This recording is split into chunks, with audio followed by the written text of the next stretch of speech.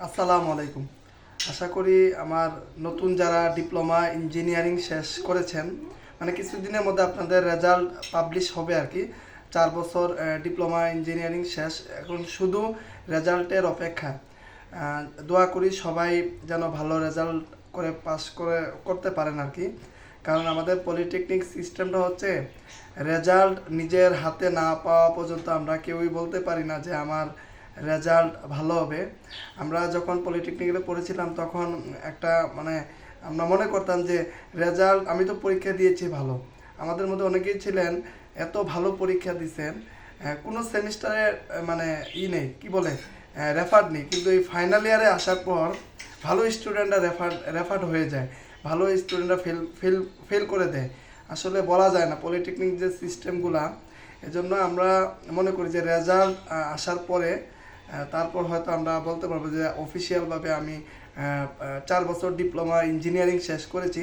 তো ইতিমধ্যে অনেকে অফিস থেকে পলিটেকনিক থেকে ক্লিয়ারেন্স পেয়ে গেছেন, কোর্স কমপ্লিট সার্টিফিকেট পেয়ে গেছেন।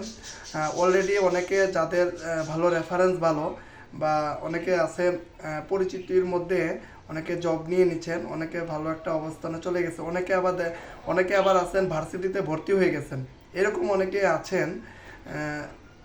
তো এই হচ্ছে বিষয়। তো আমাদের কাছে আমরা গত কয়েকদিন আগে একটা গ্রুপ খুলেছিলাম, যেখানে এবার যারা নতুন ডিপ্লোমা ইঞ্জিনিয়ারিং শেষ করেছেন আর কি, বা রেজাল্টের অপেক্ষায় আছেন, প্রায় 300+ মনে হয় আমাদের 400-র কাছাকাছি ওই গ্রুপে যুক্ত। ওইখানে বিভিন্ন টেকনোলজির স্টুডেন্টরা রয়েছেন। তো তাদেরকে আমরা প্রতিনিয়ত গাইডলাইন দিয়ে যাচ্ছি। তো অনেকে আমাদেরকে ইনবক্স করতেছেন যে ভাই, বা আমরা যে সার্কুলারগুলো দিচ্ছি, অনেকে ওইখানে সিভি দিচ্ছেন যে ভাই আমাদের ইন্টারভিউ, আমরা কি কোথাও ইন্টারভিউ সুযোগ হবে কি না, বা আমাদের সিভিগুলা কোথাও দেওয়া যায় কি না।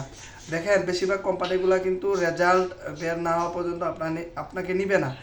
একদম কম সংখ্যক কোম্পানি আছে যে এই সময়টাতে আপনাদেরকে সুযোগ দিবে, একদম কম, ঠিক আছে। ওই যে বললাম না পরিচিতির মধ্যে, যেমন আমাদের অনেকে পাওয়ার প্ল্যান্টে চলে গেছে, বা অনেকে বিভিন্ন ফ্যাক্টরিতে চলে গেছে, দেখা যায় ওইখানে ইন্ডাস্ট্রিয়াল অ্যাটাচমেন্ট হিসাবে অথবা ট্রেনিং হিসাবে রয়েছেন আর কি। তো দেখা যায় রেজাল্ট বের হওয়ার পর হয়তো ওইখানে পার্মানেন্ট হয়ে যাবে আর কি। তো এরকম এটা কম। তারপর আমাদের কাছে যেসব সার্কুলার আসে আমরা চেষ্টা করতেছি যে আপনাদেরকে এই সেক্টরগুলোতে একটু সুযোগ করে দেওয়ার। আমাদের কাছে এরকম অফার আসা মাত্রই আমরা পোস্ট করে দিব, আপনারা সেখান থেকে অ্যাপ্লাই করতে পারবেন। আপনারা সিভিও দিতে পারেন বা ইমেল দিয়ে দিব, এখানে অ্যাপ্লাই করে দিবেন, ঠিক আছে। তো আমি যে বিষয়টা শেয়ার করব, আপনারা ইতিমধ্যে ইন্ডাস্ট্রিয়াল অ্যাটাচমেন্ট সম্পূর্ণ করেছেন, এটা অবশ্যই সিভির মধ্যে হাইলাইট করবেন।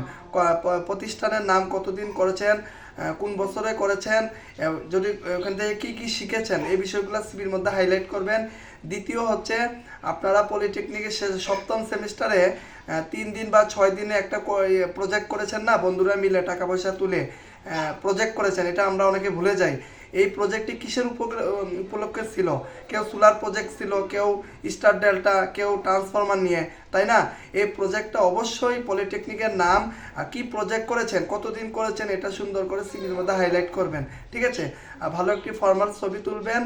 আর এই পর্যন্ত আপনার যতগুলা পলিটেকনিক থাকা অবস্থায় যতগুলা সফট স্কিল অর্জন করেছেন, ট্রেনিং করেছেন, কেউ যুব উন্নয়ন, কেউ বিভিন্ন সংস্থা থেকে, প্রতিষ্ঠান থেকে 3 মাস বা 6 মাসের বিভিন্ন কোর্স করেছেন, যেমন ইলেকট্রিক্যাল হাউস ওয়ারিং হতে পারে, বা ওয়েল্ডিং মেশিনে বা মেশিন শপে, বা কোনো ওয়ার্কশপে গিয়ে কাজ শিখেছেন, এই বিষয়গুলো আপনারা সিভির মধ্যে অবশ্যই 100তে 100 হাইলাইট করবেন, ঠিক আছে।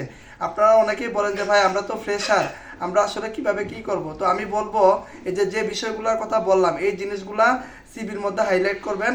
অবশ্যই কোম্পানি থেকে আপনারা রেসপন্স পাবেন, ঠিক আছে। আর অবশ্যই ভালো একটি ছবি। আর এই বিষয়গুলো যদি সুন্দরভাবে সিভির মধ্যে তুলে দেন। আরেকটা বিষয়, অনেকে রুল নাম্বার দিয়ে দেন, এটা দিবেন না, রেজিস্ট্রেশন নাম্বার, রুল নাম্বার দেওয়ার দরকার নাই, ঠিক আছে। আর অনেকে বলতেছেন যে ভাই আমরা কি, আমাদের তো রেজাল্ট আউট হয়নি, আমরা কি দিব। আপনারা রানিং এপিআর দিতে পারেন, বা রানিং হিসাবে দিতে পারেন যে সপ্তম অষ্টম সেমিস্টার কমপ্লিট, শুধু ফাইনাল রেজাল্টের অপেক্ষায়। এটা ছোটো নোট করেও দিতে পারেন, কোনো সমস্যা নেই। এই যে আপনার কি বলে কেরিয়ার সামারি যে আছে না, ওইখানে ছোটো করে নোট করে দিতে পারেন, আমি অমুক পলিটেকনিক থেকে 4 বছর ডিপ্লোমা ইঞ্জিনিয়ারিং ইলেকট্রিক্যালে কমপ্লিট করেছি, আমার ফাইনাল রেজাল্টের অপেক্ষায় আছি। এটা ছোটো করে অ্যাচিভমেন্টের নোট হিসাবে দিতে পারেন, কোম্পানিকে আইডেন্টিফাই করার জন্য, ঠিক আছে। তো যাই হোক, যে বিষয়গুলো বললাম অবশ্যই মনোযোগ দিবেন। আর যারা জব প্রিপারেশনে চলে যাবেন, যারা মনে করতেছেন যে আমি প্রাইভেট ইউনিভার্সিটি বিএসসি করব, তারা বিএসসি করতে পারেন। আর যারা মনে করেন যে না আমি প্রাইভেট চাকরির পাশাপাশি বিএসসি করব, পরিবারকে সাপোর্ট দিব, তারাও এটা করতে পারেন। আমি মনে করি যেহেতু সব কিছু উৎস টাকা, তো আমি মনে করি যে পড়াশোনার পাশাপাশি যদি চাকরিটা করা যায়, এটা সবার জন্য প্লাস পয়েন্ট। মানে আপনি পড়াশোনা শেষ করে আপনার টেনশন করতে হবে না চাকরির জন্য। এই জন্য আমি সবাইকে বলবো, পরিবারের সাথে নিজের সিদ্ধান্ত নিজেকে নিতে হবে, আর এলাকায় থাকবেন না। ঠিক আছে, আমরা অনেকেই পাস করার পর এলাকাতে থাকি। যদি নিজের কেরিয়ার উন্নত করতে চান, যদি মনে করেন যে না আমি কিছু একটা করব, তাহলে নিজের এলাকা ছেড়ে শহরে আসতে হবে, বড় বড় শহরগুলোতে আসতে হবে। এদিকে এসে নিজের কেরিয়ার উন্নত করার জন্য চেষ্টা করে যেতে হবে, পরিশ্রম করতে হবে। আর আমাদের ইসিবি প্রত্যেকটা প্ল্যাটফর্মের সাথে আপনারা যুক্ত থাকবেন, আমাদের জায়গা থেকে সর্বোচ্চটুকু দিয়ে আপনাদের জন্য চেষ্টা করব। ঠিক আছে, সবাই ভালো থাকবেন। আসসালামু আলাইকুম।